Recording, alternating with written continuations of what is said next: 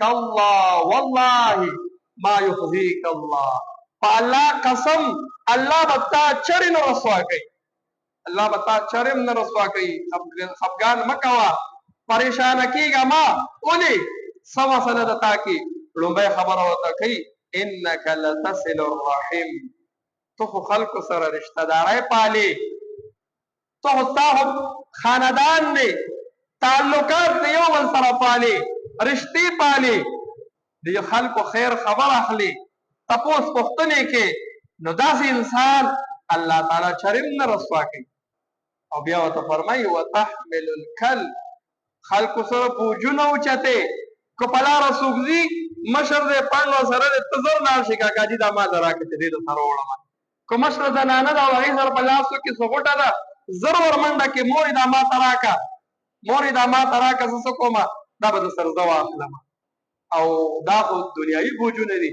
که د چا په زړه کې څه مسله ده او زړه کې څه خبره ده او هغه تاله راشي، نو هغه ته ته صادق او امین ښکاري، نو تا سره کښېني او د زړه راز درته ووایي، هغه بوج سپک شي. بعضې ټایم د انسان په زړه کې خبرې یاره ما چاته ووایي، خو چې خلک یې راله دا خبره ښکاره هم نه کړي او زما دا زړه دا بوج سپک شي.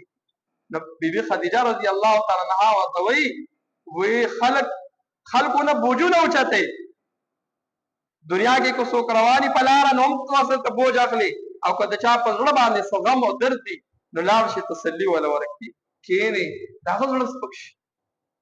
بیا ورته فرمایي وایي وتکسب المعدوم، په خلکو باندې چې څوک داسې انسانان دي چې تا هغوی دپاره روزي ورکوې، روټۍ پرې خورې.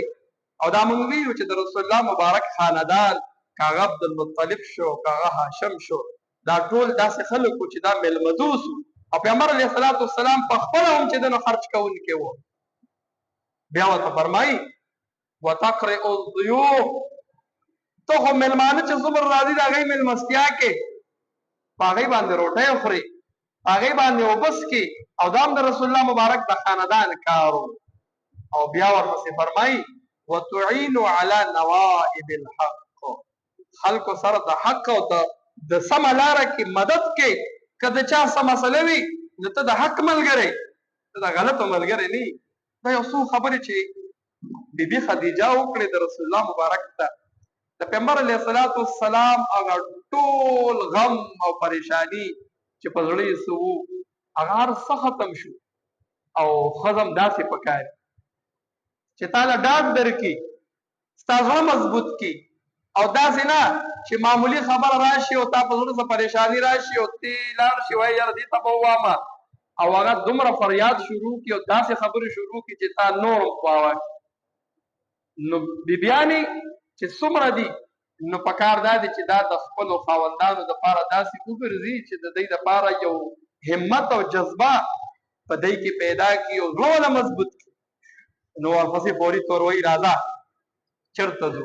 وایي زما د تره زوی دی ورقه ابن نوفل، او دې د تورات عالم دی، هغه ته دې بوځمه تپوس به وکړو چې دا څه مسله راغلې ده، دغه شانتې ملاقات شوې ده د یو نوراني مخلوق سره. نو ورقه ابن نوفل د بیبي خدیجه د تره زوی و، هلته کې لاړل او ورته وایي وایه واره وایه څه دې لیدلي دي؟ وایي دغه شانتې یو نوراني مخلوق راغی چې پیغمبر علیه السلام څنګه لیدلی و، څنګه یې وزرې دي، څنګه شکل و صورت دی، داسې راغی ما سره ملاقات وشو، ما له زور راکړو، ما ته دا 15 آیتونه دی ورته وایي دا راته وایي دا وایه. نو ورقه ابن نوفل بیبي خدیجه ته وایي دا هغه فرشته ده کومه فرشته چې به موسی علیه السلام ته راتلله، او ستا خاوند له به الله لویه مرتبه ورکوي، دله به الله نبوت ورکوي، خوشحاله شه په دې باندې. او بیا اخر کې یو خبره کوي کاش چې دغه وخت کې چې کله ته اعلان د نبوت وکې، ته کله اعلان د نبوت وکې او دا خلک ستا مخالف وګرځي، کاش چې زه ژوندی وې، کاش چې دغه وخت کې زه ژوندی وې، ما به ستا او ستا امداد مې کړی وي، ستا نصرت مې کړی وي او ستا ملګرتیا مې کړی وي.